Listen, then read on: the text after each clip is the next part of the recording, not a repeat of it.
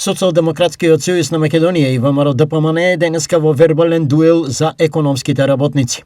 Според социјалдемократите, терминологијата е неважна кога суштината е дека мигранти или економски работници ке има, а власта лаже. ВМРО-ДПМН реагира, британскиот амбасадор Метју Лосон потврди дека мигранти во државата нема да има.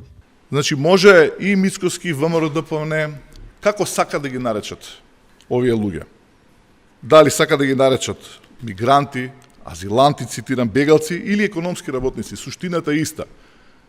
Се менува терминот само колку да се направи манипулација со вистината. Затоа, внимателно треба да го слушаме и да го гледаме Мицкоски не што кажува за мигрантите, туку што не кажува.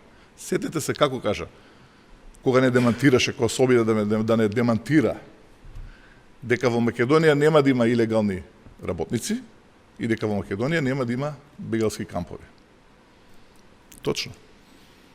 Значи, тоа што не го каже дека тие работници ќе работат легално и не кажа дека нема да бидат во бегалски кампови. Лагите и манипулациите од страна на СДС и Филипче за наводни мигранти во Македонија ја дементираше викендов британскиот амбасадор Метју Лосон. Откако од 5 дни жили СДС и Филипче се бореа да создадат паника, хаос и хистерија кај граѓаните за пристигнување на мигранти во Македонија, таа лага им се распрсна како меур од сапуница.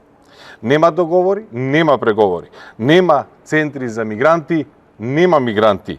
Имаше само деструкција од страна на СДС и Филипче и повторување на една иста лага, мислејќи дека таа на тој начин ќе стане вистина.